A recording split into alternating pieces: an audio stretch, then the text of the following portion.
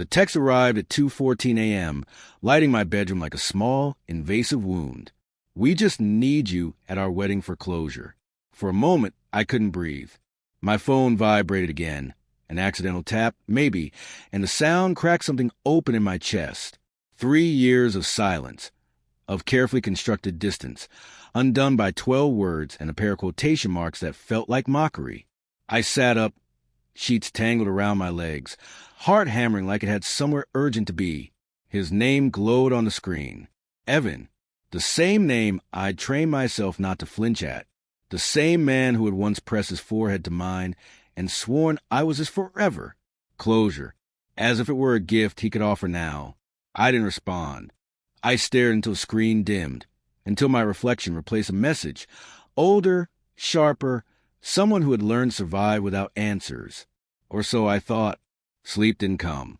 Instead, memory did. It always did when invited. Back then, the signs had been soft, almost tender in their subtlety. Evan turning his phone face down. Late nights explained away by projects. The way he started showering the moment he got home, as if scrubbing off a version of himself I wasn't allowed to meet. I had noticed. Of course I had. But love has a way of smoothing sharp edges into something easy to swallow. I told myself I was paranoid. I told myself trust was a choice, not a feeling. I chose it every day. Until the night, I didn't have a choice anymore. It had been raining. I remember that because the windows were fogged, because the city sounded distant and underwater. I'd borrowed his laptop to order groceries. My card had declined. So I opened his email to check if he'd moved money again without telling me. That was when I saw her name. Not just once. Not just twice. Threads of it. Photos. Reservations. Words that didn't belong to me anymore. I miss your laugh. Last night meant everything. She suspects nothing. The room had tilted. My body reacted before my mind. Heat in my face, nausea curling low in my stomach. When Evan walked in, towel around his waist, humming, I already knew the sound of my own voice breaking. He didn't deny it. That was the worst part. He just sat down, elbows on knees, and said, "Wasn't supposed to happen like this." Like this. As if there were a better way to dismantle someone. Her name was Lila. She worked with him. She understood him. She made him feel seen. Each explanation landed like a careful incision, precise and devastating. I remember thinking how calm he sounded, how reasonable betrayal could be when dressed in honesty. I left that night with a duffel bag and my dignity in pieces. He cried. I didn't. Not until the door closed behind me. 3 years later, the invitation followed 2 more texts. I know this is a lot, but I think it would mean something. To all of us. To all of us.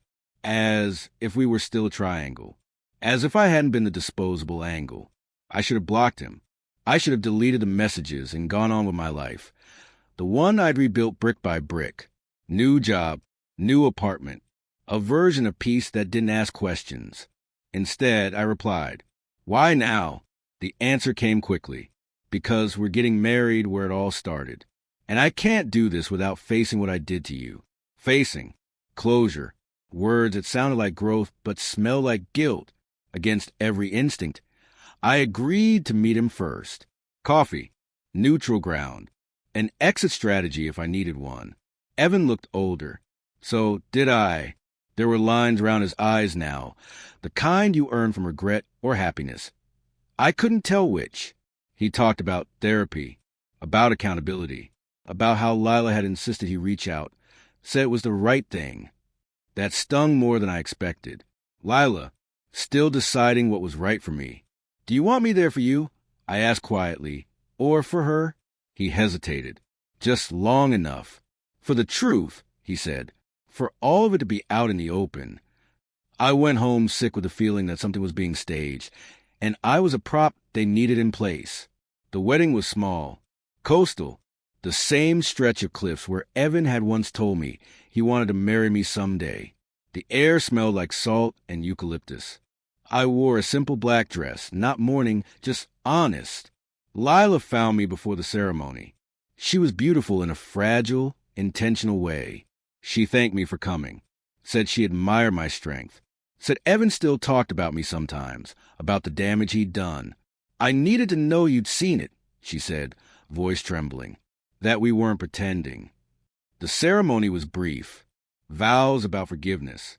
About choosing each other every day. Evan's eyes flicked at me once, just once, as he said, I promise, be honest. Applause rose. I felt strangely calm.